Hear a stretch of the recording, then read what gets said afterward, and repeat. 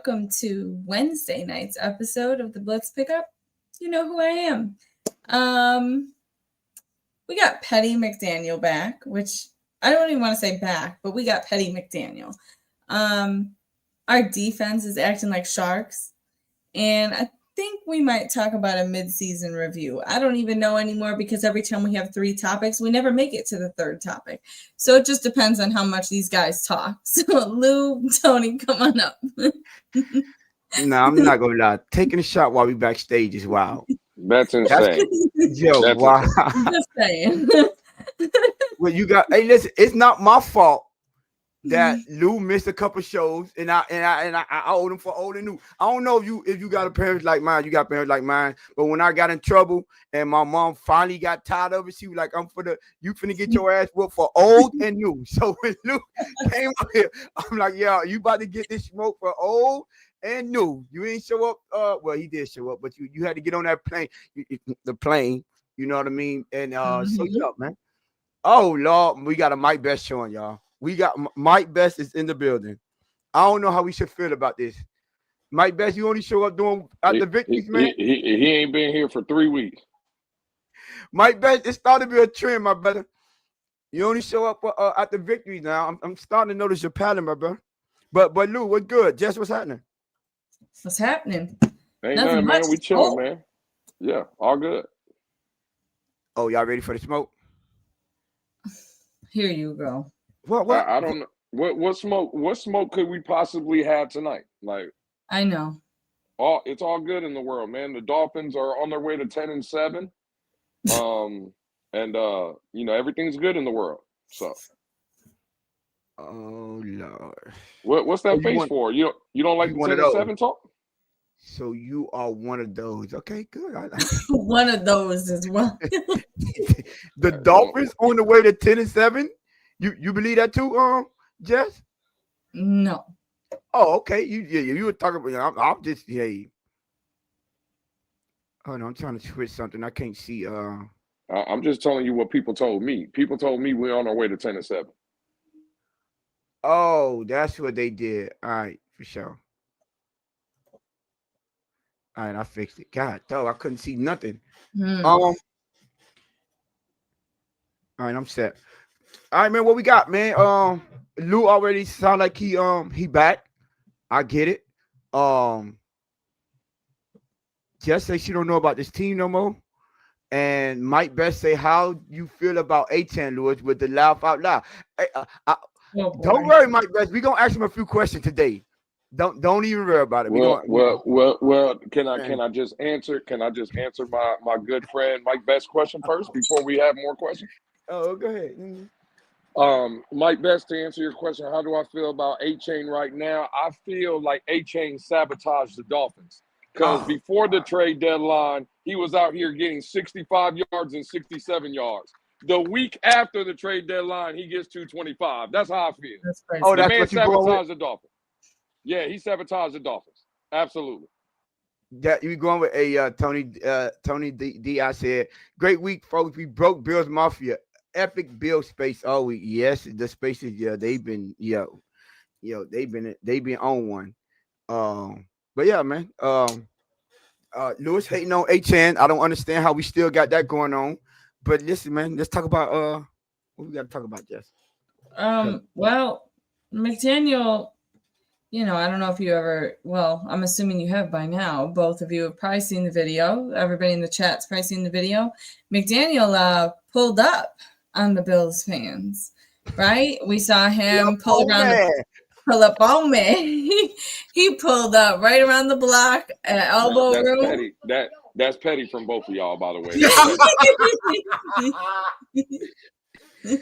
I'm just saying, the Bills fans, came. They thought they were going to do something special, and Mike said, I'm pulling up on you. So he did. He pulled up at elbow room or rode around the block at elbow room with his arm out the car. He wanted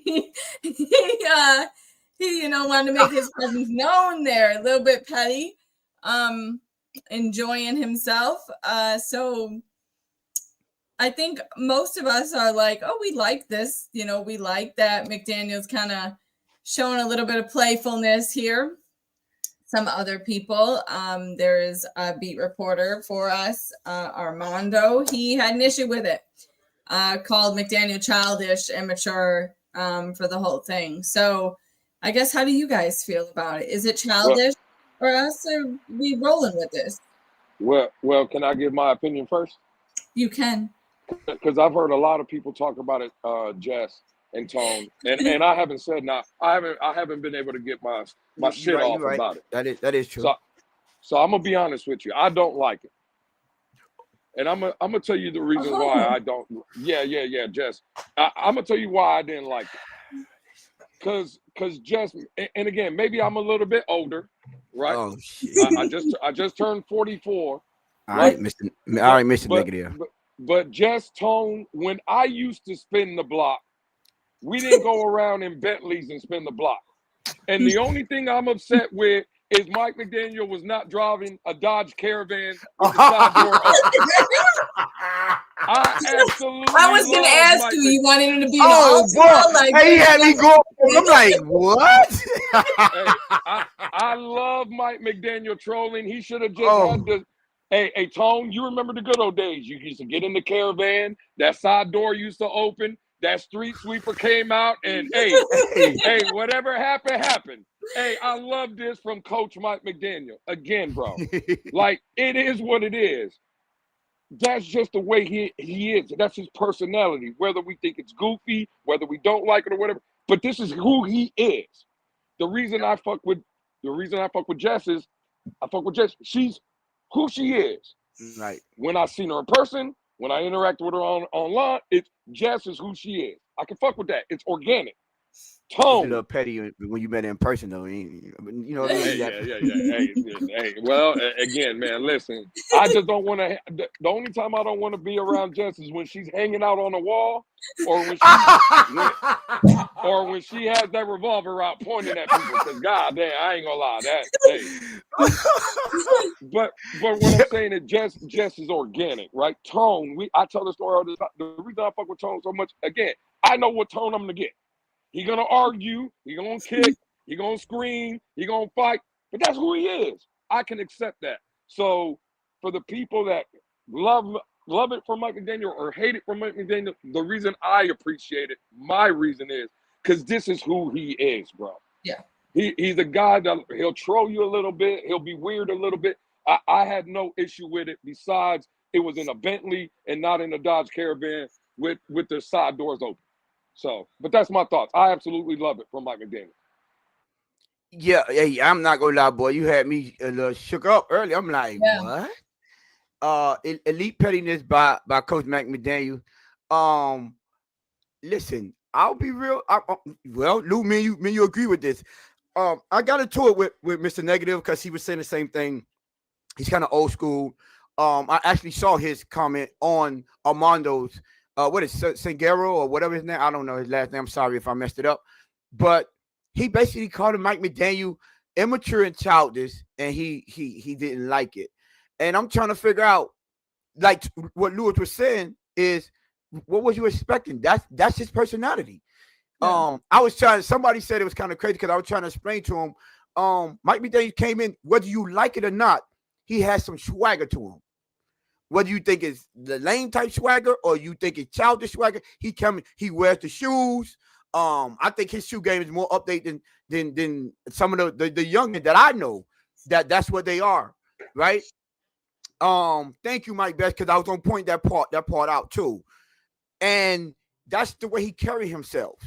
One thing, the players that I guess tend to not have an issue with him, they said he's the same way, whether he's losing or winning, he's the same person. He's that same goofy attitude, trolling type, always making jokes. I mean, he make some of his jokes be cringeworthy, but he still make the jokes on a pedestal, and we be like, man, it was a attempt at a bad joke. So what else am I to expect from that?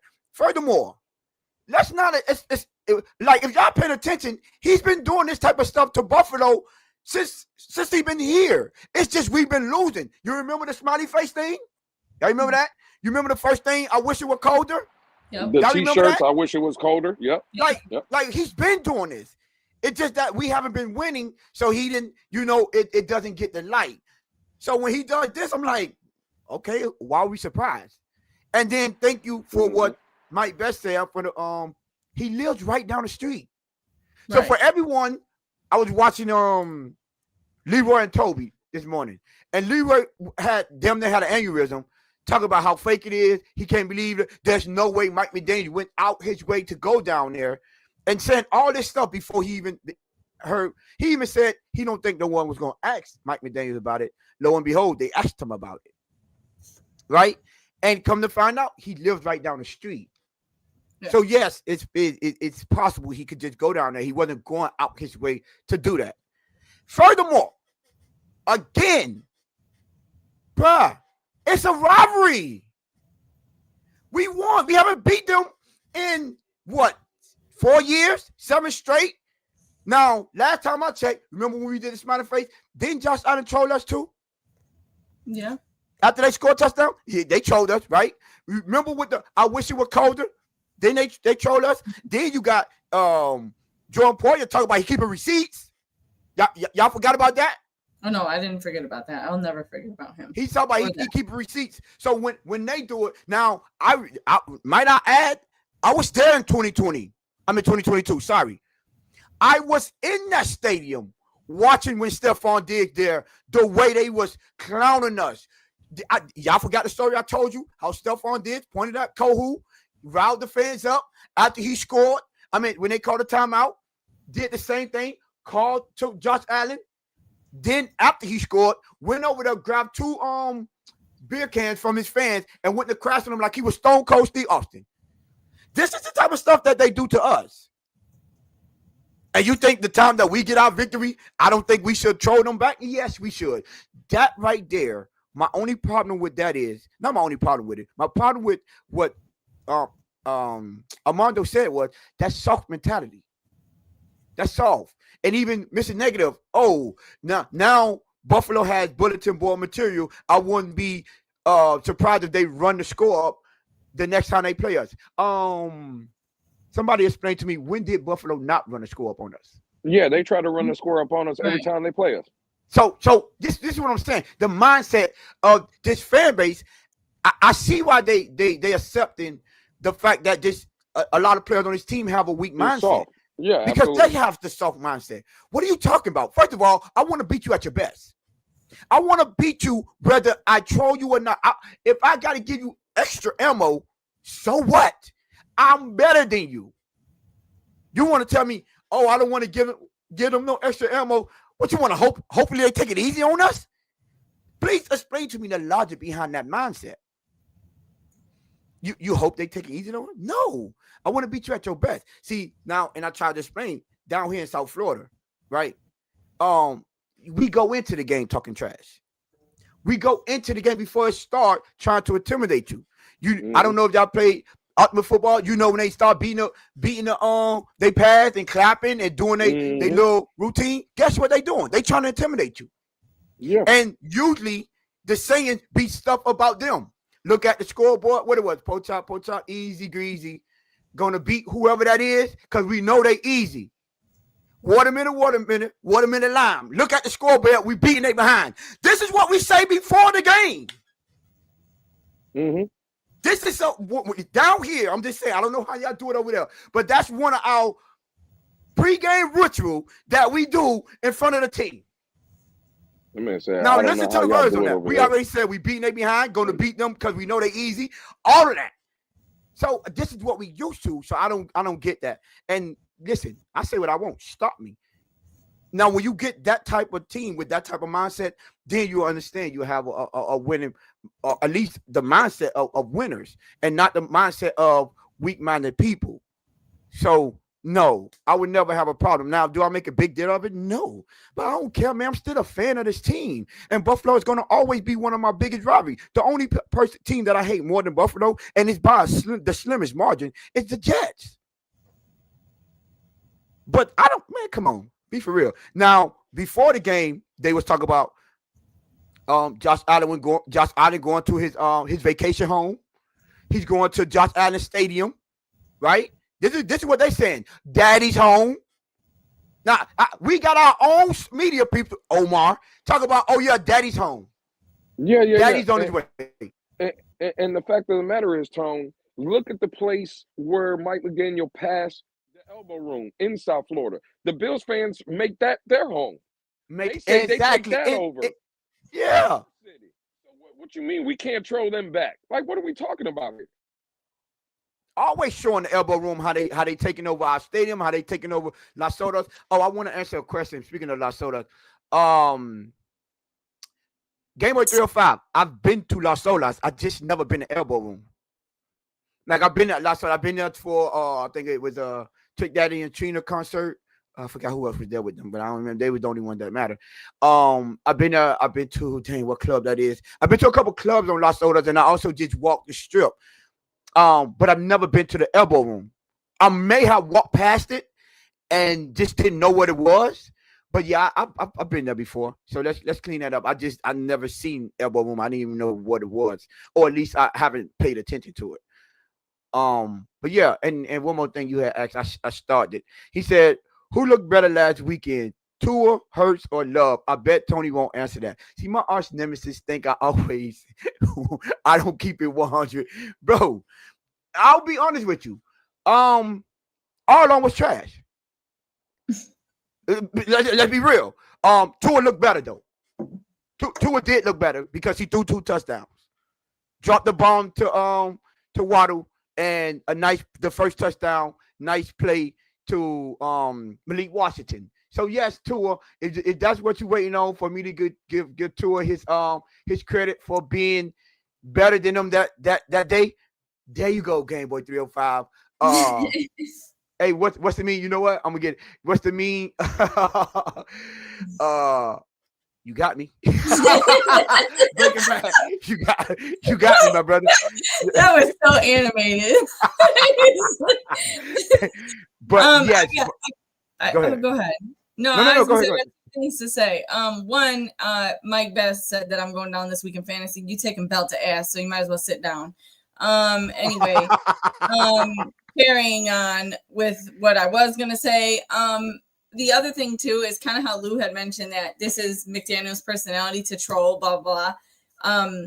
Travis Kelce and Jason Kelce have a podcast. They actually talked about it today, and Travis had highlighted, he remembers Coach McDaniel just kind of being like this, and really was like, this is him. This is his personality, and he could totally see him doing this, whether he was in Miami, in San Francisco, wherever he wanted to be.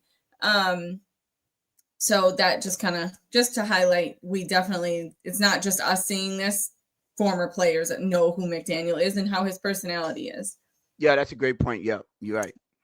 Like we can't hate on the man for being who he is. Like that's I'm crazy. mad at it. Yeah, we ain't mad. And shout out, I don't know. See, Mike Best said he can't wait the Monday show, so I guess he predicting the dub. So I don't know. I don't know if you talk about fantasy. I don't know if you talk about fantasy or against just. I don't know, but yeah, and shout out to I don't know what B. Dennis was thinking about. I don't know who sent you, my brother, but if you think I'm going to give up McBride, Trey McBride, that man offered me injured BTJ. I think he's the receiver from Las Vegas. What's that? The receiver from Vegas? I forgot who. Well, they traded Jacoby Myers to Jacksonville, but BTJ is Brian Thomas Jr. Yeah, injured BTJ. Well, not injured. They just. I don't know if he's really injured, but they benched him. Tucker, there you go. Yeah, Tucker, and I forgot somewhat for Trey McBride. Yeah, man. Kick rocks, my boy. Man, that Mike Best is crazy. Yeah. That wasn't Mike Best. That was B. Dennis. Oh. I said, I said, who sent you over here to try to get Trey McBride? Get out of here. Oh, he said date night. Who is that?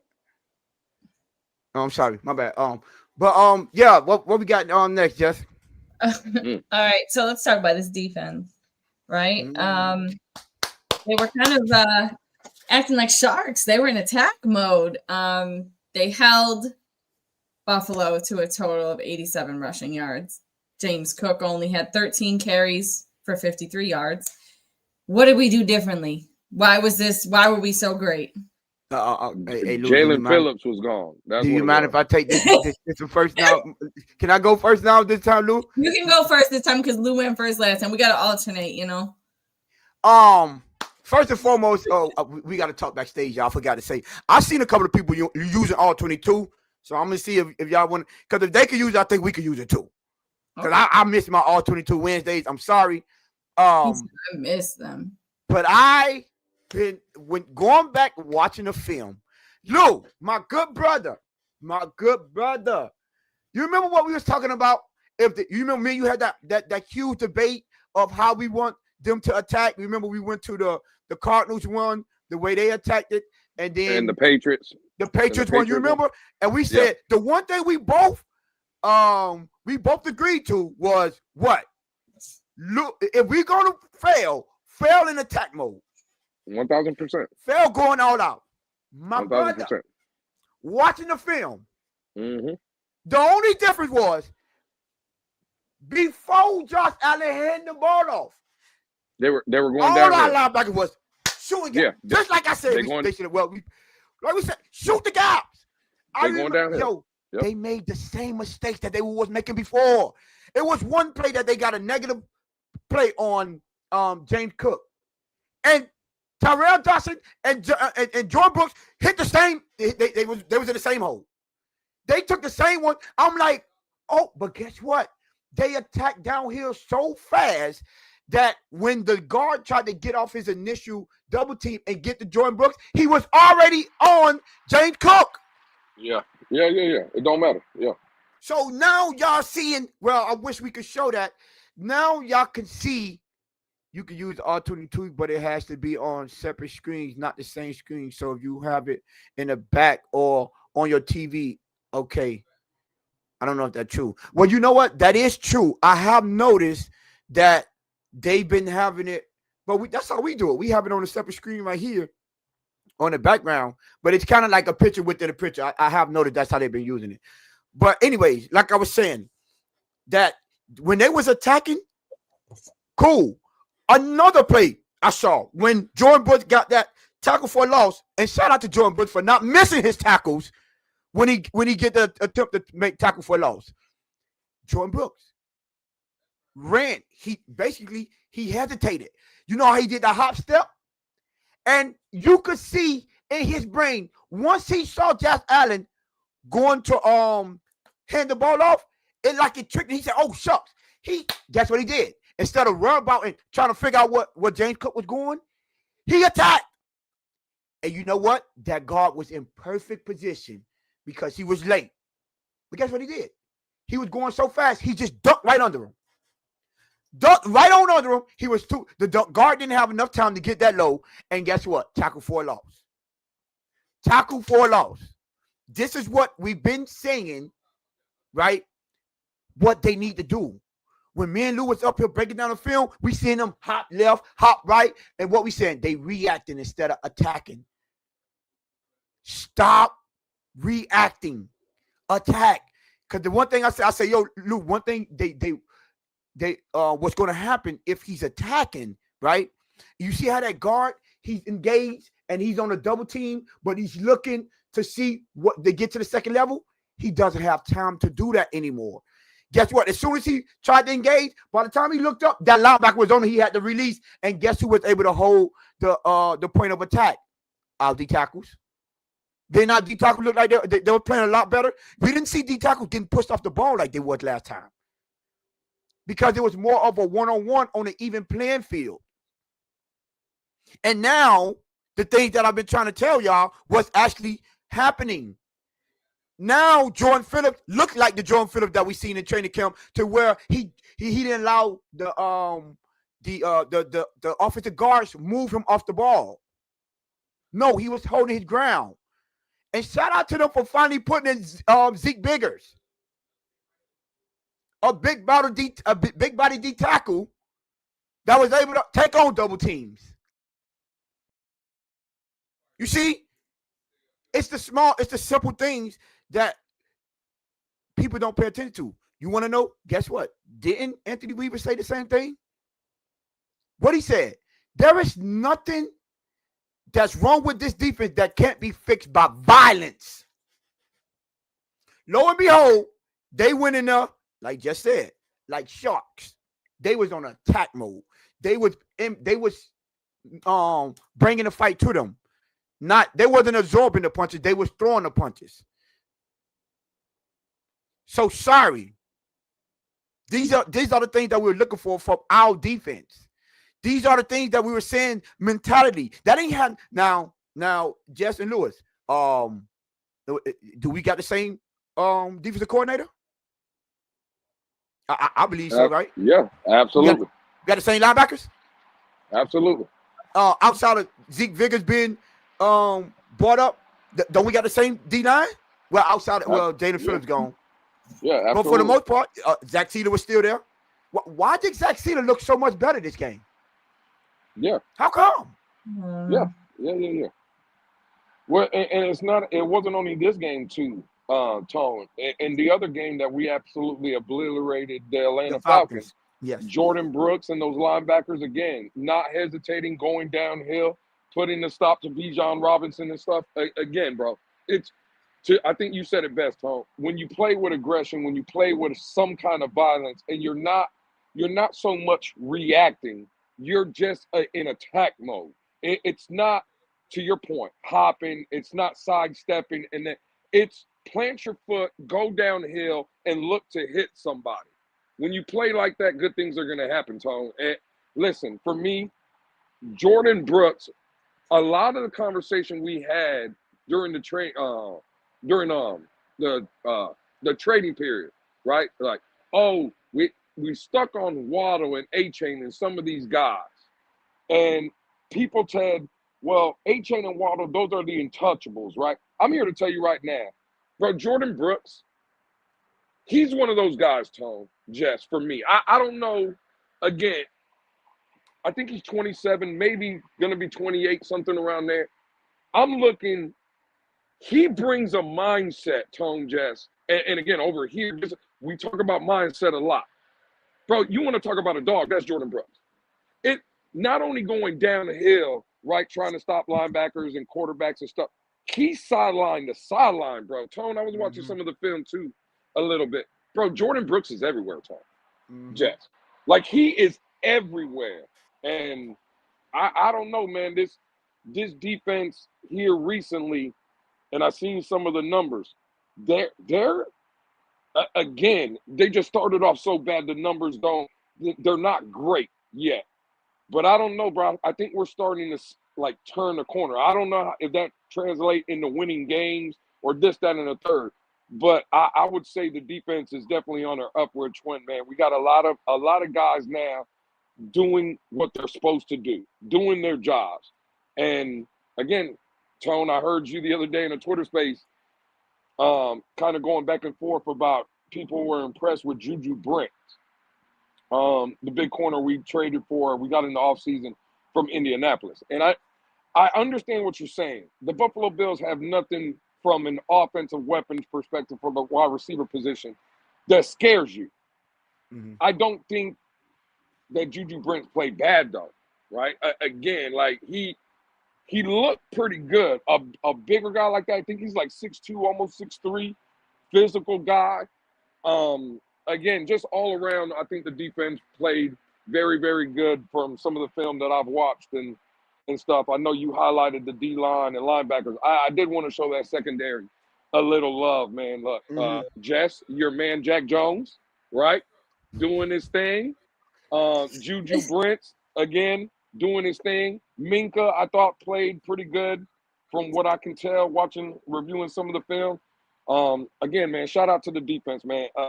At least for 1 week against a big-time opponent in Buffalo, they made Buffalo look like they were, again, it looked like Buffalo didn't belong on the field with Miami, especially offensively going against that Dolphin defense. So shout out to the boys, man.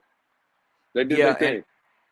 And what I would say is, Brad Boss said, defense is top 5 the last 3 weeks, 17 points per game. Didn't know that. I seen that. I did see that. Yep. Yeah. So what I would say is, see, when you gave a shout out, let me give a shout out, and credit to the entire defense.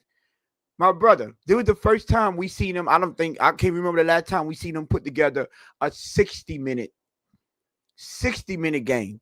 Yeah, we beat Buffalo, but we didn't just we put a whooping on Buffalo, right? They no. You remember I was talking trash to you, Lord? That you like when you come back, tone gonna be sad. I say, no, man, we drop a 30 on them boys. I ain't gonna lie, I was overexaggerated. I was just hyper. I was excited because we was winning, but they actually dropped 30 on them boys, right? They dropped 30 on them, and the defense threw two interceptions. Guess what? Defense didn't give up. They didn't let in. They had the stops. They kept on attack mode. They didn't care. That was BTA. That was literally belt to ass. 2 turnovers by Josh Allen and 1 by James Cook. Now, is this the first time we've seen multiple turnovers by Josh Allen? No. Nah. We seen this. Remember in the game that we gave up 14 points. Y'all remember the championship game? Guess what? The difference is offense put up 30. 30.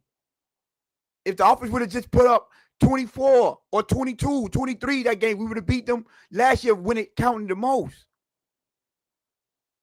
But this time, shout out to the defense for showing up and showing out and not making any excuses. That was a great display of physical football. Like when I say they were getting physical, someone pointed out in the chat earlier, but I think the only good play that they really had was that when Ethan Bonner, which what he DB number 5, came in and that the 50-50 ball by Keon Coleman. That's basically the only good play they had. Let's be real. And that's when he pointed out, I didn't notice that, but that's because Juju Brent was on the sideline for that play. Because Juju Brent, at least he got the height so he could compete with Keon Coleman, because that's his card, 50-50 balls. He's not getting no separation. Keon Coleman, he's not separating for anyone by any stretch. No. So, yes. And so that was I thought we were going to shut them out. I'm not going to lie. They basically shut them out. If we're going to keep it 1,000. We basically shut them out. And that's a rivalry game. If you really look at it, and I was telling people, you remember, Lou, you remember when I was saying, I was like, hey man, y'all want to look at who Buffalo really was beating though? Like, do we really want to deep dive into this? Y'all forgot about that? See, no, I didn't. Now, long as the Dolphins, look what happened. Long as our Miami Dolphins shows up, we was having a debate about that. It looked like we could compete with them than anyone. That's what it looked like. And a lot of the games outside of the Cleveland, I don't know what happened there. And the coach, we didn't get blowed out for the most part. I mean, the you can add Baltimore in, but I will remind you guys, we was watching it live on the show. Y'all know we covered. Shout out to y'all. Before let me do the plug real quick. Make sure y'all subscribe. Right? If y'all not subscribed, road to 800. So make sure y'all hit that subscribe button if y'all haven't subscribed yet, and hit that like button. Support the channel. But I would like to remind y'all, when we was watching it here on this channel, that Sunday, like the play-by-play, me and Lou was remember we was asking Jess, we say, hey, don't we look like the better team? Don't Jess and Lou, do y'all remember we were saying that? Even though we was down, we looked like the better team. Yeah, in the first half against Baltimore, again, we all said it in the first half. We outplayed the Baltimore Ravens. Yes. You said it today in the Twitter space, Tom.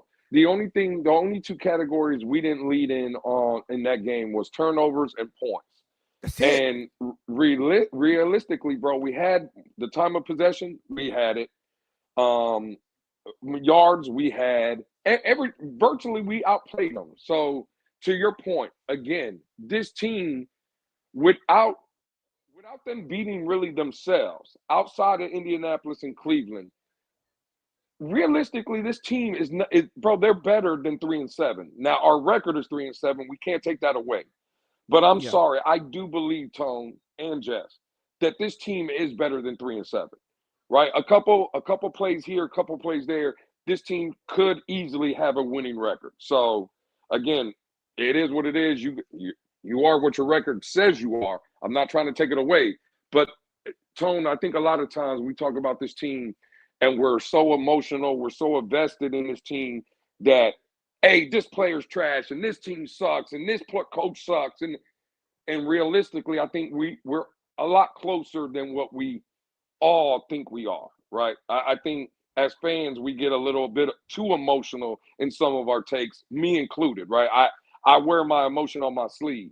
But when I take a step back and without trolling and really just diving in and analyzing this team, no, bro, there are some good pieces of this team. And again, if they could put it together, to your point, and again, I truly believe it. I think this current Dolphin team can compete with anybody in the league, right? It's mind-boggling to me, and that's why I get so frustrated watching them. Because, bro, you see a game like this against Buffalo, you see how good they can be, and it's mind-boggling to me why they can't play like this more often. You see what I'm saying? I just don't understand it, Tone, and that's what makes it frustrating. Right, and I don't want people to get, over,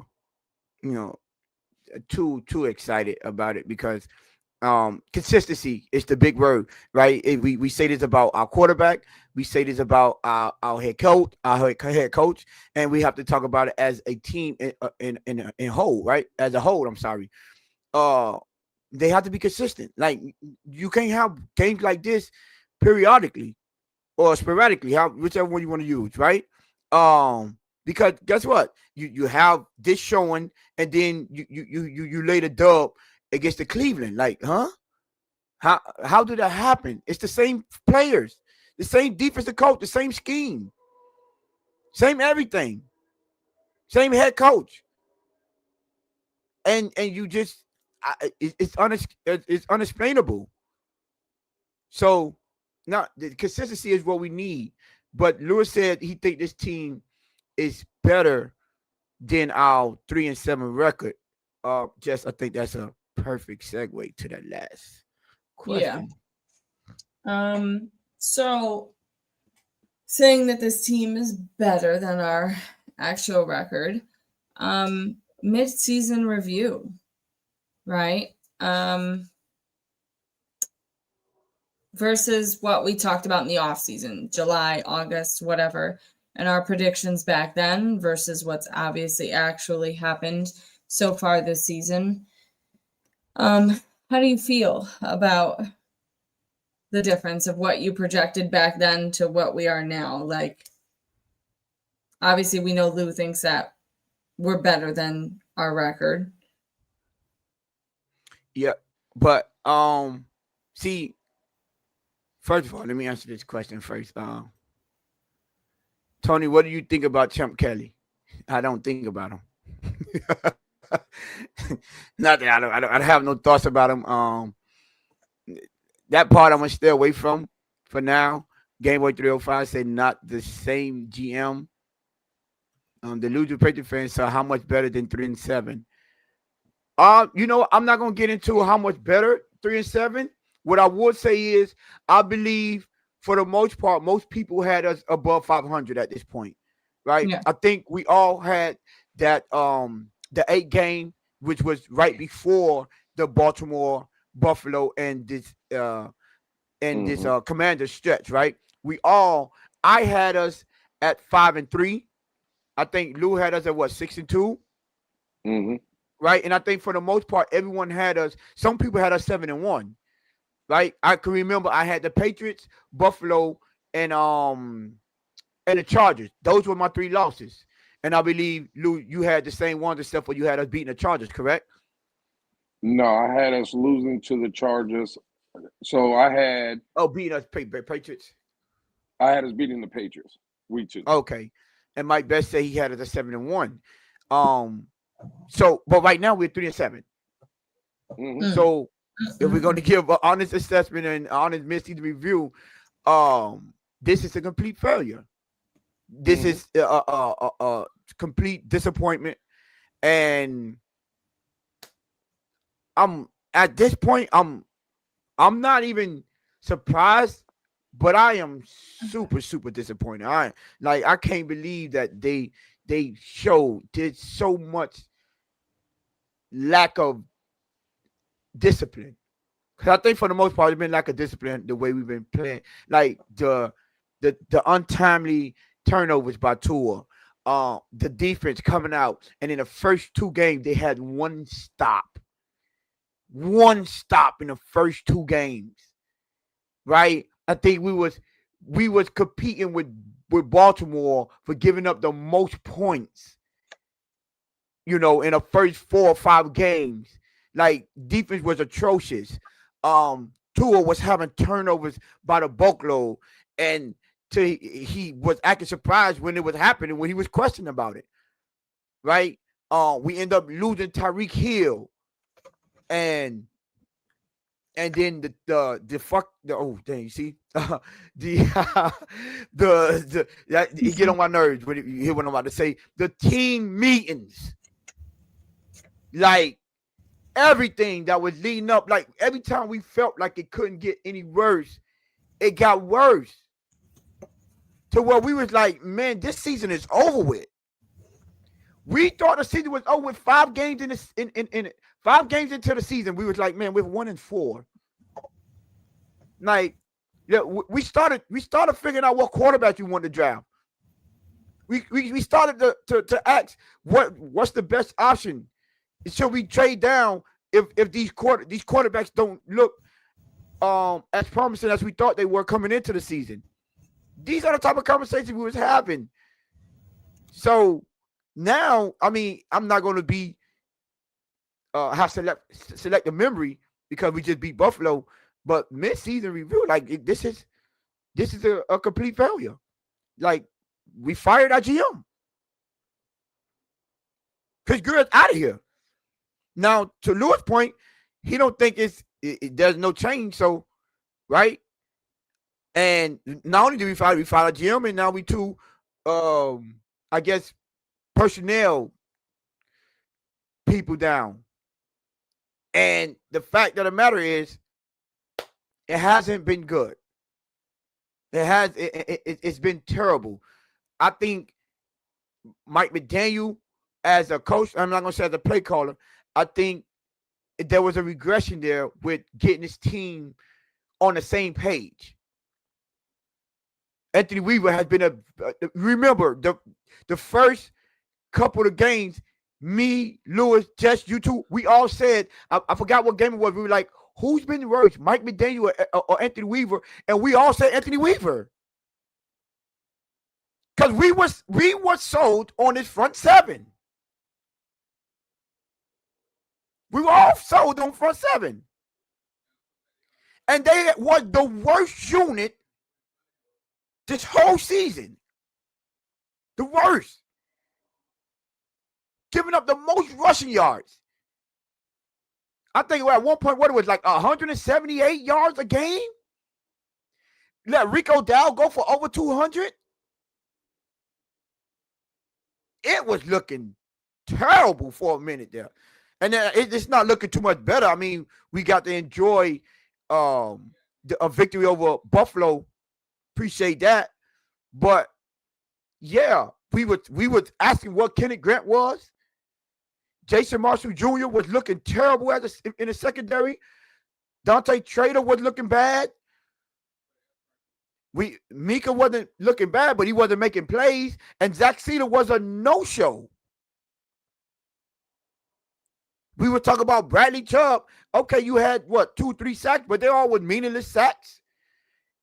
And built like Tarzan, play like Jane was to lose words, slide down people or tackles like he was on a stripper pole. This is what we were dealing with. Don't look at us with me like that. That's what he was doing. He was grabbing. He was sliding down the tackles. I don't know if he was auditioning for King of Diamond Booby Trap or wherever he wanted to go, Gold Rush. I don't know what he was auditioning for, but it showed up wanting the guy doggo defensive end or outside linebacker position. Offensive line, thank you, Game Boy. Offensive line went down. James Daniel played all of 3 plays.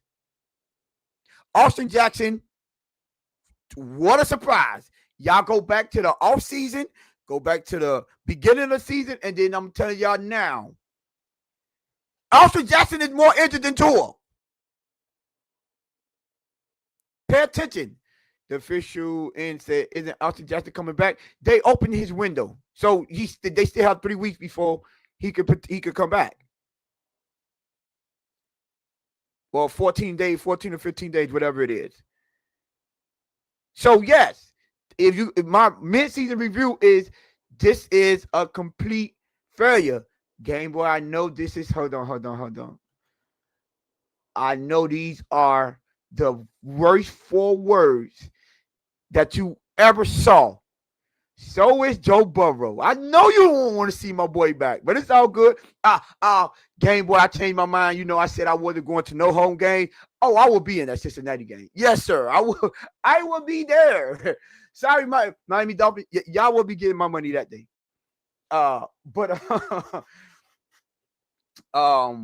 However, yes, up to this point, this has been a complete failure and disappointment.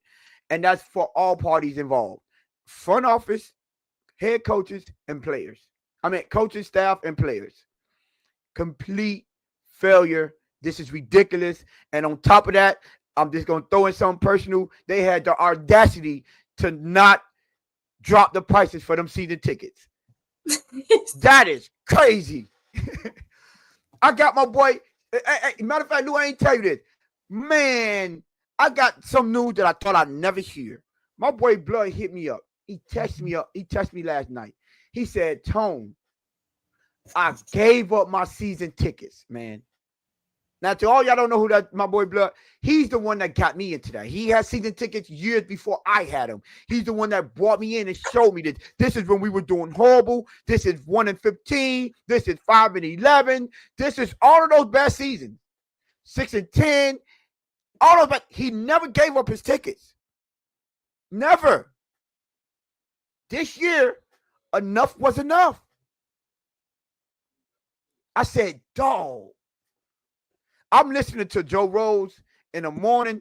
He's telling him and Bo Kemper, they talking about how their people that had tickets for over 30 years said that they finally broke. They can't deal with it anymore. This is how bad this season has been. I mind you, people, we had suffered through 1-15. That team didn't look this bad. It didn't. So yeah, man, that was heartbreaking when I saw my boy do that. But he did say, you know, he said, but me and my son, him and TJ, they're going to be out there tailgating, so we'll still be tailgating. But just to sum it up, my mid-season review, that's the message that I got yesterday about this team. So that's all I need to know to tell you how bad it's been up to this point.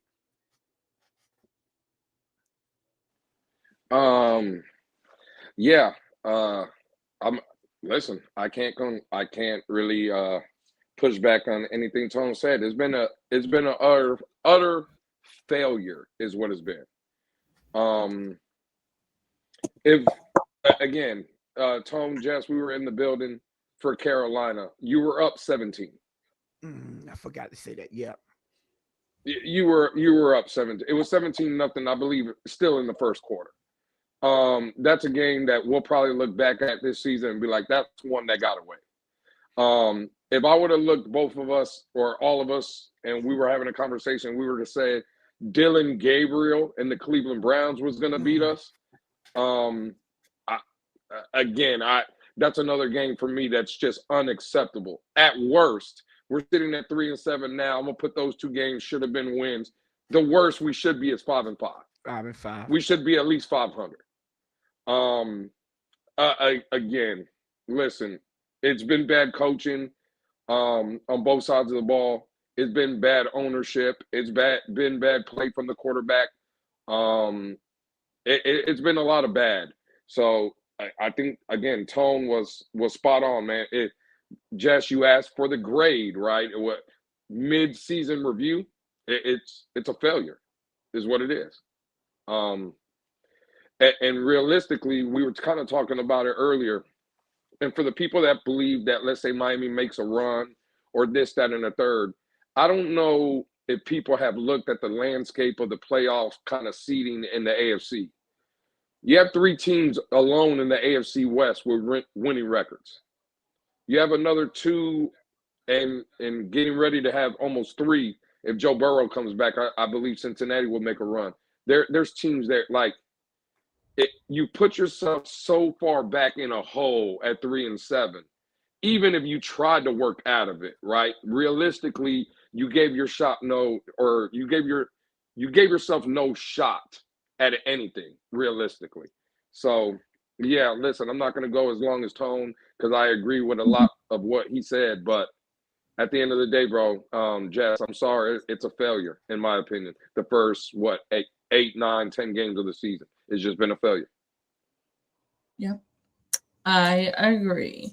So Lou, I'm kind of glad that you went second. So you posted a stat about Miami's offense under McDaniel's regime. Do you think that his current stats have earned him another year to stay as head coach? Well, that's a tough question for me because, again, I've been a loud voice in the community of how much I do like Mike McDaniel. And I've always conceded the argument of the lack of leadership or the being a leader of men. And again, I don't know of how much more of those conversations can we have. Tone just told you fired your general manager midway through the season. There's been turmoil up and down the season. There's planes that literally get flown over Hard Rock Stadium on a week-to-week basis saying, fired Chris Greer, fire Mike McDaniel, fire this, fire that. Players have been, again, Tua has been horrible media. Like, players have spoke out this, that, and the third. And one thing he has not done is lose that locker room. Yep. Even in these losses, the team seems to be playing for him. Like, I don't know if anybody's seen the videos after the Buffalo game. And again, I know emotions are high, this, that, and the third. Look at when he's talking. Those players are engaged. They're listening. They're vibing. Like, again, if you're asking me, and I know Jess, I know Tone, he always says, well, he vouched for Tua and this, that. And again, I'm not here to push back. But if you're asking me, I'll say this, Jess. If you're telling me we're going to get Mike Shula, Chris Shula, whoever it is, a guy like that, I'm sticking with Mike McDaniel. If you're telling me we're going to get a John Harbaugh, Mike Tomlin, someone like that, I'm willing to move off of Mike McDaniel. But I'm not going to listen, you can shit on him. You can say he looks like a nerd. He don't speak well. He wears capri pants. Everything you want to say about him. You can't argue with those numbers. We seen it today. I think he was top 10 in almost every offensive category. And I know he's a head coach, but he is off. He's our offensive coordinator as well. That's what he is, right? Mm-hmm. And offensive, and I think Tone made a good point. I don't want to steal his shine. He might want to say it here. I heard what he said earlier. And again, you can't debate that neither. But I think overall, Mike McDaniel, with his quarterback going down and a lot of the turmoil that has surrounded him, being a first-time head coach, walking into this situation, being forced when he first got the job, let's say, to work with Tua and maybe work with other guys or this, that, and the third. For me, he's done 51% good, let's say 49% bad. So if it was me, I'm keeping Mike McDaniel unless, Tone and Jess, there's a John Harbaugh, Mike Tomlin, someone like that in the win. But I'm not getting rid of Mike McDaniel for some nobody, cast off, first-time head coach, hot coordinator, this, that, and the third. I'm not doing it. But that's just my opinion. So that's where I land on Mike McDaniel. Again, man, I think he's done more good than he has bad, man. I really do. I'm trying to be as fair as I can. I'm not saying he didn't make mistakes. I'm not saying he don't need to be better. But, bro, I mean, I'm not one of these people, Tone and Jazz, and I don't think neither one of y'all are neither, that just going to sit out here and blame Mike McDaniel for everything. Because the one thing I'll say here, right, and this is the last thing I'll see, this is where I think it's very hypocritical for our people. Now, Tone, Jess, when the Dolphins lose, we hear about Mike McDaniel, the play calling, this, that, and third. He don't know how to do nothing. Now, when Mike McDaniel and the Dolphins beat Buffalo, how many times since we played Buffalo, Tone and Jess, have you heard anybody give Mike McDaniel credit for that win? Not many. Mm-mm. But when we lose, it's his play calling. Why is he doing this, that, and the third? But when we win, you don't get no credit. I'm sorry, bro. I think, again, I would keep Mike McDaniel only if, there's not a brighter, coach or someone that I think is a upgrade. So, but that's my thoughts. You know what? You said something earlier, and I think you sold this team short. You said you brought up 17-0 against the Panthers, and you brought up Dylan Gabriel and the Cleveland Browns. So at minimum, we should have been 5-5. You missed one key game, Lou. The Los Angeles Chargers. We was one sack away from beating the Chargers. So I think at minimum we should have been 6-4. And think about that. Even if we 5-5, right, Lou? Guess what? Let me bring up the playoffs. It's so just so y'all can see what a difference in 6-4 or 5-5, what position we're in as opposed to where we are now, right? So let me get the exact standings. Here we are right here, right? The 4 seed, well, let's take away the division winners. You got the Chargers, who's 7-3 right now. They're holding down the 5th seed. We beat the Chargers. They're 6-4. Who owns the tiebreaker there, Lou?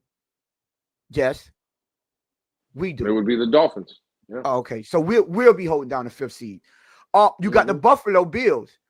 They're 6-3 right now. Right? And no, they're 8-2. I think they're 8-2. I think.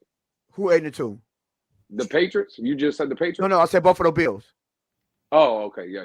I said the Chargers and the Buffalo Bills.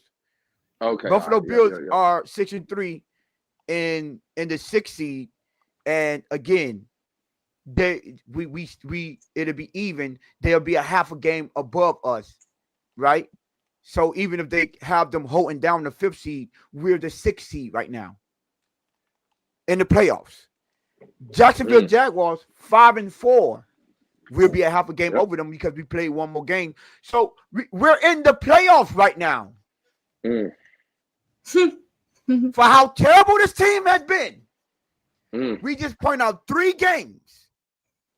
Cleveland laid the dub. Laid the egg, I mean. Panthers were up 17-0, laid the egg. Chargers were one Jalen Phillips sack away from beating them. Are we saying this team is trash like that? Are we over exaggerating how bad this team is now? No. But that just shows you, I keep on telling everyone, football is a game of inches. Now I said all that to say, that's what I have to, that is how I evaluate Mike McDaniel. With those kind of things. Because those kind of things are the difference between being good and bad. Right? Tua, you made that decision. You said that. Okay, Mike McDaniel. That's part of the reason why we folded in some of these games. Right? Giving up a 17-point game. Like the final score, we scored 24 points in that game. You scored 7 points the rest of the way. 7 points in the next 3 quarters because it was 17-0, I think, in the first half, at least for the first half. So let's just say the whole second half. And you only scored 7 points the rest of the way. Granted, they got the lead when we needed to, but these are things that when they say good teams put teams away. All you got to do is get a couple more field goals and you're good. right? So you have to judge them based on that. And then on top of that, you have the turmoil in the locker room, and then when you look at the numbers, this is where I say, hey, how are they against the plus 500? Are they still there? Are they still putting up the same amount of points? Then you evaluate it that way, right? And then on top of that, when we need you the most, let's just say you do, because Buffalo, I say both games we was competing with Buffalo. It wasn't blowout, Absolutely. right? But in the big games when we need you the most, did you show up? For the most part, no. I have to judge you on that. Now you're talking about how the team showed up overall against those big time teams.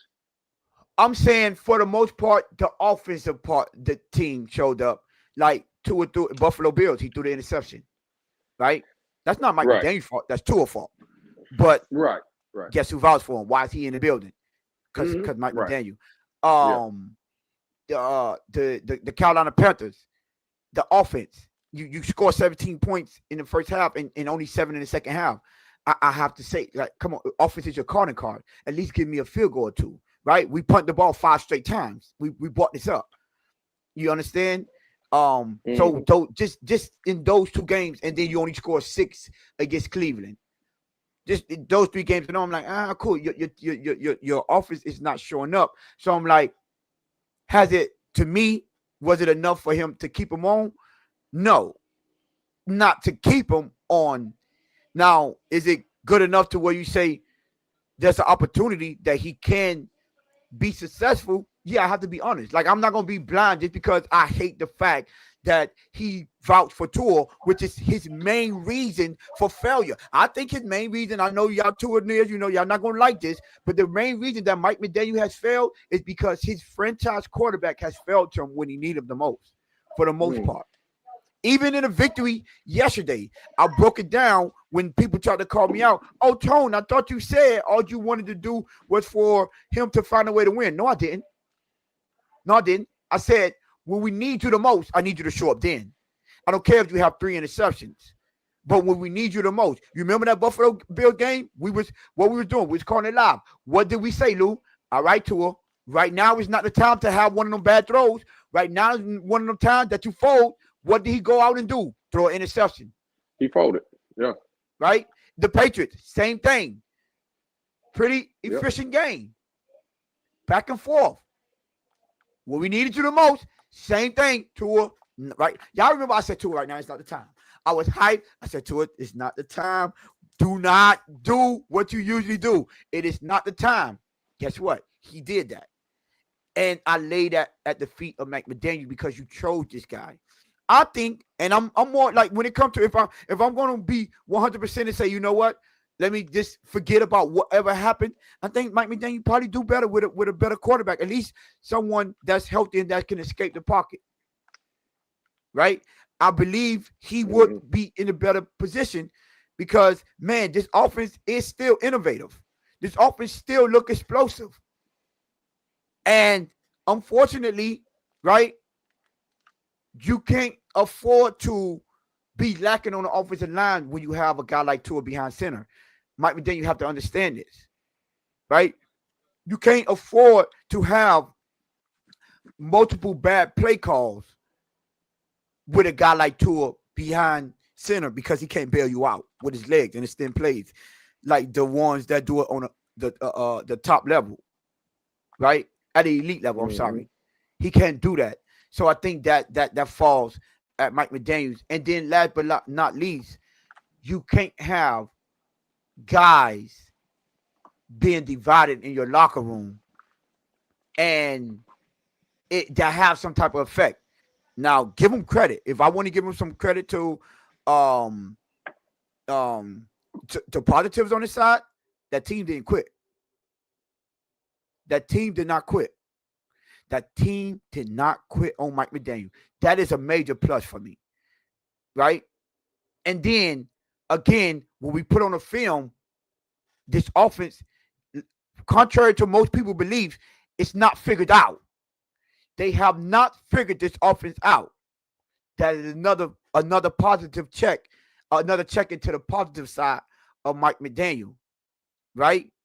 And then his in-game adjustments, getting in the play call, the unnecessary penalties, the pre-snap penalties, they have dropped down tremendously. He fixed that. So that is another check. But all in all, when it's all said and done, the same way I critique everyone else, and when I evaluate you, guess what I say? This is a result-based business. And what have the results yielded us? A 3-7 team. So even though you have a bunch of positives, all those positives is not translating into wins. So for me, if I'm going to be honest and say, I can say that, I'm going to look past all that and say, yeah, he's earned his another year, right? But who get it? Now, they might end up running it back, and he might get the best year out of Tua that he can, because I think Mike McDaniels alone is the only one to get the best out of Tua. The only one. And that, to me, that's his only hope, for at least from my standpoint. That's his only hope for me saying, okay, let him go. Look what he did the impossible, because right now I think it's the impossible. He's done the impossible if he does that. And Lou, let's be 100. Oops, I accidentally erased a messy Game Boy. How are you able to erase Ahmad's message? I have to look at that. You shouldn't be able to erase Ahmad's message. Oh, yes, you can. Okay. I believe Ahmad can erase Ahmad's message. I see it now. Yeah, he can. Oh, okay. Dang. Hey, boy, they cutthroat out there in that comment section. But yeah, so I would say, to me, it's not a 100%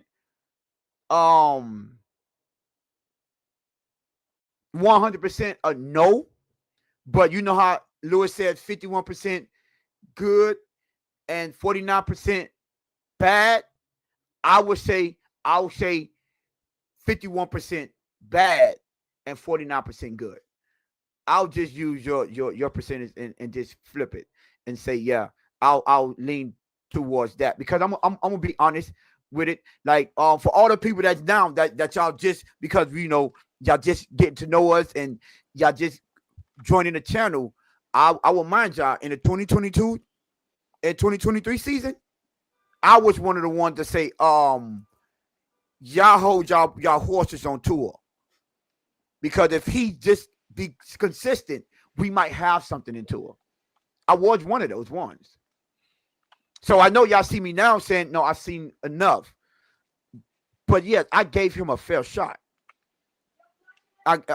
Him, Chris Greer, I gave all of them a fair shot. I was in spaces and on some YouTube channels debating and arguing with people how they need to be a little bit more patient with these guys, because it was Mike McDaniel's first year as a head coach. It was Tua's first year under this offense, and we saw the promise.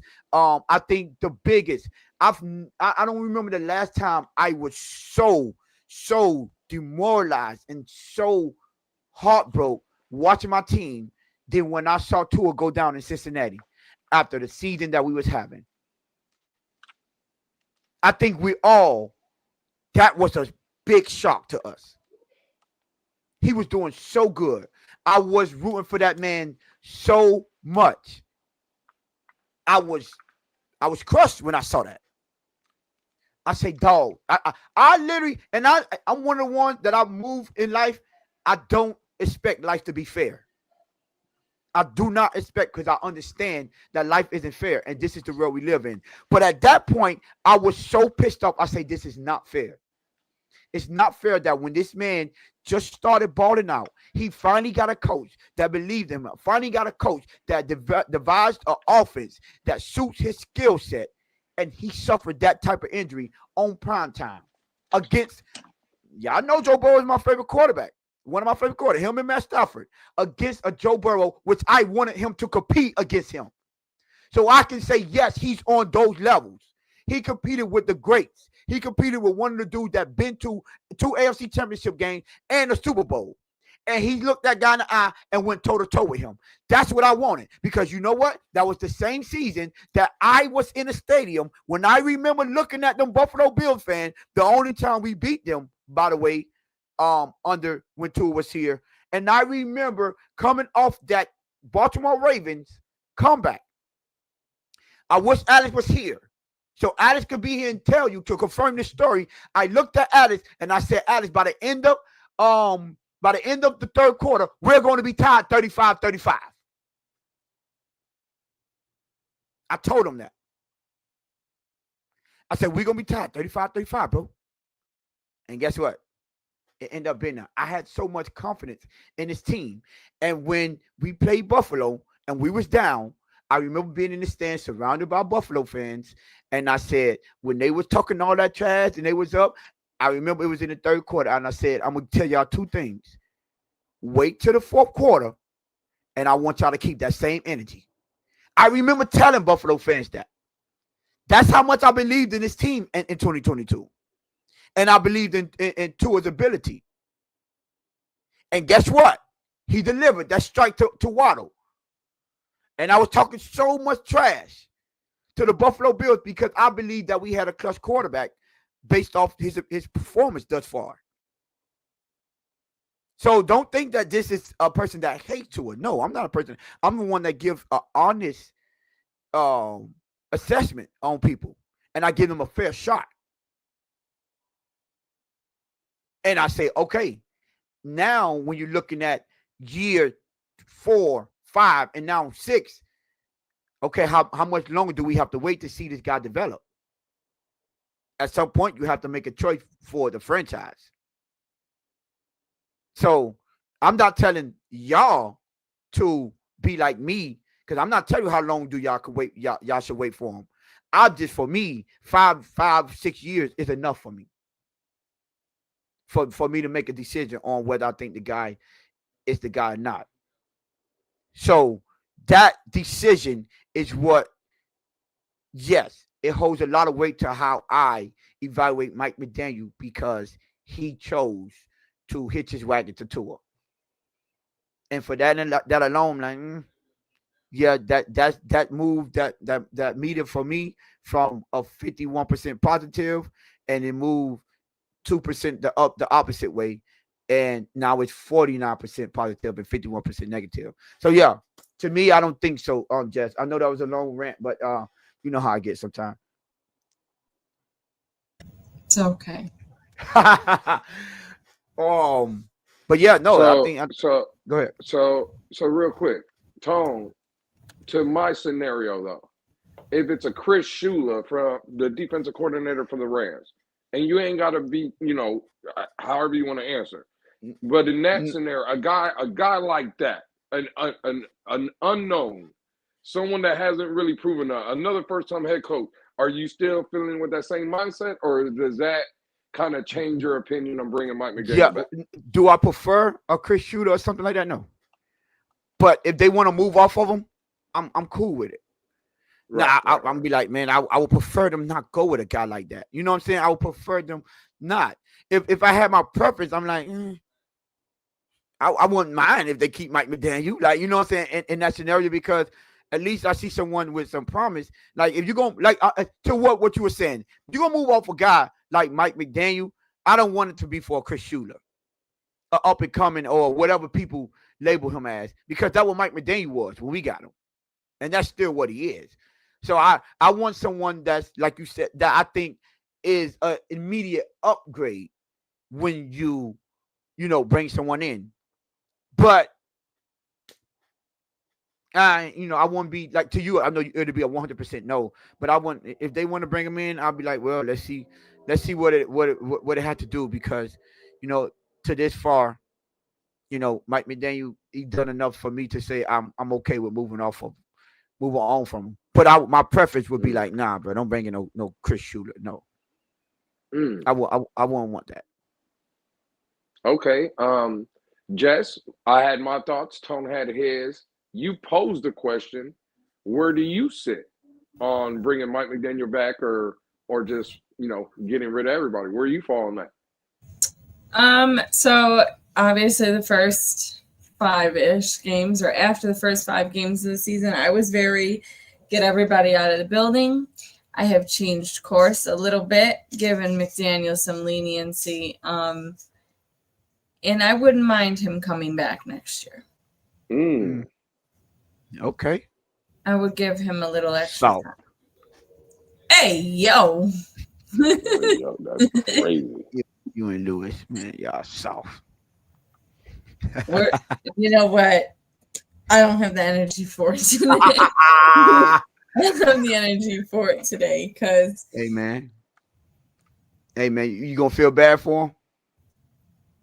Who, McDaniel? Yeah, if you get rid of him. I'm not gonna feel bad for him because I know he's gonna go somewhere and ball out. Oh, you think he gonna go what as a head coach? Maybe not as a head coach. I just know that he's gonna go somewhere. OC or head coach, he going somewhere. I think he'll be amazing. OC, I'll give you that. But yeah, like he's going somewhere. If he leaves us, he's not gonna be like unemployed, just out here. You think if he get fired, he's gonna get an immediate head job, opportunity for a head coach job? Maybe not a head coach job, but I think he'll get an opportunity somewhere else immediately. Yeah, I think everybody will line up to have him as the offensive coordinator. I believe that. Yeah, that I would definitely go with. But as a head coach, somebody will be desperate, but Yeah, I don't know. I don't know if he got fired from Miami, he was going to be an immediate head coach, but I know he's going to be an immediate OC. Yeah. And depending on where he goes, right? If he goes into a situation now, earlier today in a Twitter space, a Commander fan came in there, and they got what's that, Cliff Kingsbury as their offensive coordinator now. Yeah. And let's say he moved on or this, that, and the third. And I don't know if anybody heard Mike McDaniel and both Dan Quinn, because they both spoke today in Madrid, and they both talked glowingly about each other, right? Like Dan Quinn had nothing but amazing things to say about Mike McDaniel. Mike McDaniel the same way. Actually, Mike McDaniel even credited Dan Quinn for one of the guys that he leaned on when he was getting sober, this, that, and the third. Remember, Dan Quinn kind of, they've been on coaching staffs together. In Atlanta, you know what I'm saying? And I believe it was somewhere else Mike McDaniel said as well. Washington. No, was he over there with Washington? No, I don't think he was there with Washington. It was somewhere else. Or I think McDaniel was young or something. In Denver? It could have been in Denver. I don't really know where it was. I didn't listen to either way. In a scenario like that, though, where if you possibly have a Jaden Daniels there or something like that, would it be far-fetched to say Mike McDaniel goes somewhere for, like, let's say 2 years, and for those 2 years he puts together a top 5 offense, whatever, this, that, and I think he'll be a head coach sooner rather than later. Like if Mike McDaniel goes somewhere, Tone, and for 2 years straight has a top 5 offense, or 3 years straight, that third year he's going to be head coach again. And I don't know, man. Like we have these conversations all the time about Miami keeps players maybe a little bit too long, and by the time they let them go, whatever. And then the conversation always turns to, well, when those players went somewhere else, look at them.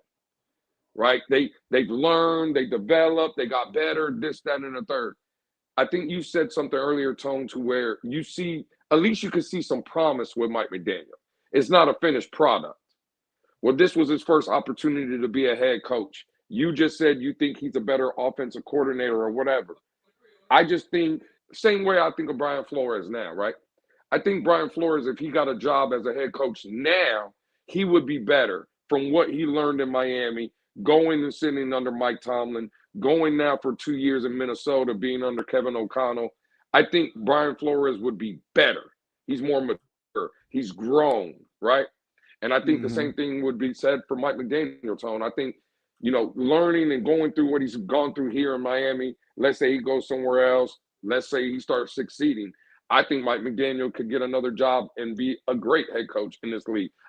There's something about Mike McDaniel, Tone, that for me at least, if he could ever figure it out, you're possibly looking at one of these guys that, bro, he's an innovator, is what it is. From calling plays and the way you look at the way they talk about Sean McVay, Tone. You look at the way they talk about Matt LaFleur in Green Bay. You look at Kyle Shanahan and stuff. Could Mike McDaniel? I mean, he's from the same tree. They always say apples don't fall far from the tree. Yeah. I mean, how much, could he get to that level of a head coach? In my opinion, I think he could.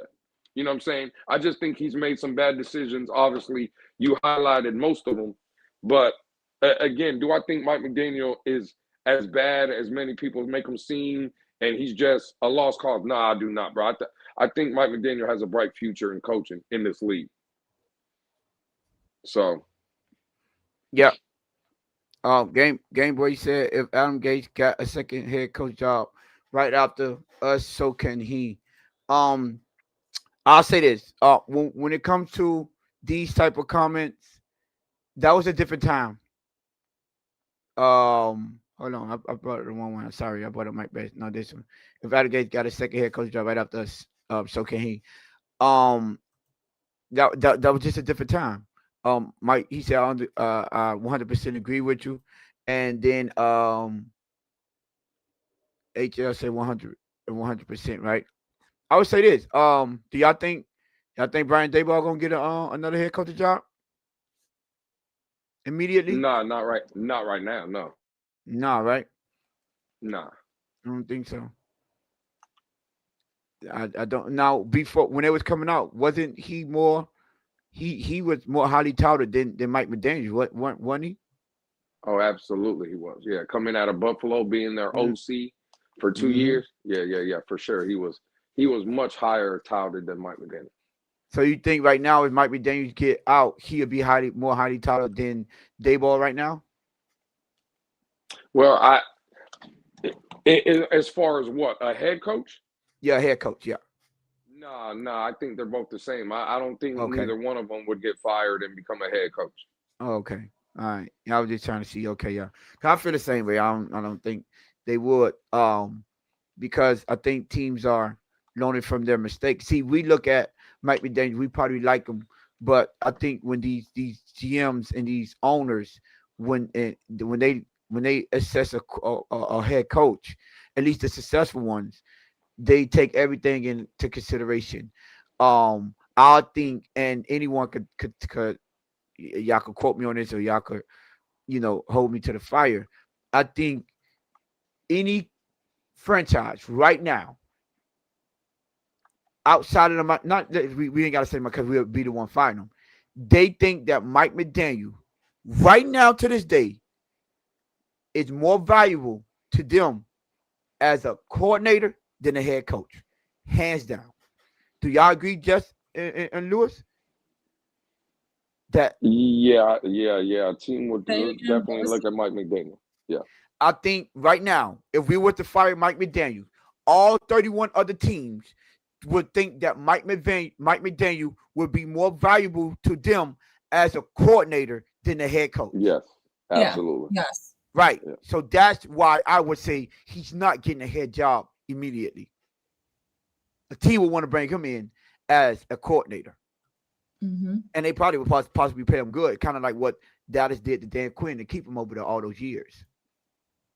So I just want, for the people, 25 of y'all still in the building, keep that in mind when you evaluating him, thinking whether he'll get a head coach job immediately or not. And make sure y'all hit that subscribe button. If y'all haven't subscribed, hit that like button. We appreciate y'all for hanging out with us on y'all Wednesday. Hopefully next Wednesday we will be back on our R22 film breakdowns. Just to be safe, we probably want to do as many plays. Sometimes we get carried away over here. We'll do like a bunch of plays, but I at least want to do a couple here and there. So, especially this week, I would have wanted to point out that Tua bomb that everyone was just so over exaggerating about trying to say nitpicking, like he underthrew that. Like, bro, that's when y'all overdo it with the Tua criticism. I'm not with that. And also I would love to see or show you guys the defensive plays that Jordan Brooks was making and that defensive line to show that physicality. Man. But look, Jess, Lou, y'all got anything before we get up out of here? Well, yeah, I'm going to address real quick what you said about that Tua talking about a lower throw, because Tone, I was again watching the film a little bit last night. I got my hands on a little access, and specifically that Tua throw. Bro, you can't throw a better ball than that. I'm sorry. I know people might have the aesthetics of they want it maybe a little bit lower because Tua, it just looks like those rainbow balls, and they might want it a little bit faster, this, that, and the third. The fact of the matter is, bro, that virtually was a 50-yard handoff. That ball basically hit Jalen Waddle over his top shoulder, virtually only where he could get it. I want people to go back and watch that play. It was good coverage. It wasn't like Jalen Waddle was wide open by 3, 4, 5 yards. No, the guy was there. If it's underthrown even a little bit, easily that could have been an interception. I'm with you, Tone. I think a lot of people, they just criticize Tua for everything. And that's why I'm glad at least we can be honest about Tua and we can have the conversations, but we're not going to just dry ass lie on the man neither. No, bro, that was a great throw by Tua to Jalen Waddle. So that's going to be my closing statements. But now that you brought it up, I just wanted to kind of highlight my thoughts on that play. Bro, get out your feelings, bro. We don't want Tua here. We don't think Tua's the guy. But at this point, to Tone's point, y'all are nitpicking. That was a great throw. I'm sorry. It was an absolute dime. Yeah. But go ahead, Jess. I don't really have anything other than Mike Best saying he'll see me on Sunday. First of all, no, you won't. Second of all,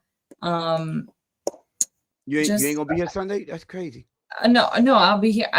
I'm just saying. He early said in the morning. I hope y'all ready. It's early in the morning, y'all. What time again? 9:30? Yeah, it's 9:30. But did you see a little hostility from Jess right there when she's like, "Oh, you ain't gonna see me"? Yeah. She sounded like yeah. Like, I don't know who the F you think you are, but nah, bro. Bro, it's levels to seeing Jess. What do you mean by that? Hey, I ain't gonna lie. When I heard Jess say, "You ain't gonna see me," oh shit! Hey, yo. Yeah, I don't know. I know I'm up against him in fantasy this week, and I don't know. He feeling himself right now, but he gonna lose. I ain't worried about it. I ain't worried about what he got going on over there. So, just being mean to me. Yeah, that's kind of crazy. Mike Best, sorry. I guess what she wanted to tell you when you say you were gonna see her.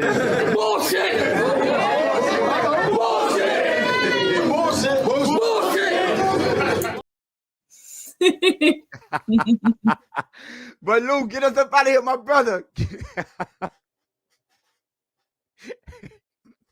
That's right. No, hey man, y'all sitting here wilding, man. That is crazy. Hey, man, hey, she said it, not me. Yeah, she did. Hey, you know what? Basically what I know we're trying to end the show, Tone, but you know what Jess basically told Mike Best about their matchup coming up on Sunday? She basically told him this. Both teams play hard. Both teams play hard. Both teams play hard. God bless and good night. Bless and good night, my brother. God bless and good night. That's what she told. That's basically what she told him. Hey, listen, man, this has been the Wednesday episode of the Blitz Pickup. We'll be here Sunday morning early. But before that, we'll be here Friday at 8 something, right? 8-ish, because you know how we do over here. We're late. For Tone, for myself, for Jess, for the producer in the back, this is the Blitz Pickup. We love y'all. We'll see y'all Friday, 8-ish. Tonight, the revolver goes to all of us. It was a great show. No disagreements, no fighting. I actually didn't like it. I'm going to find a way to fight with Tone on Friday. I promise you that. We'll see y'all then, man. We out of here. I think you should have gave that revolver to Jess and what she said to Mike.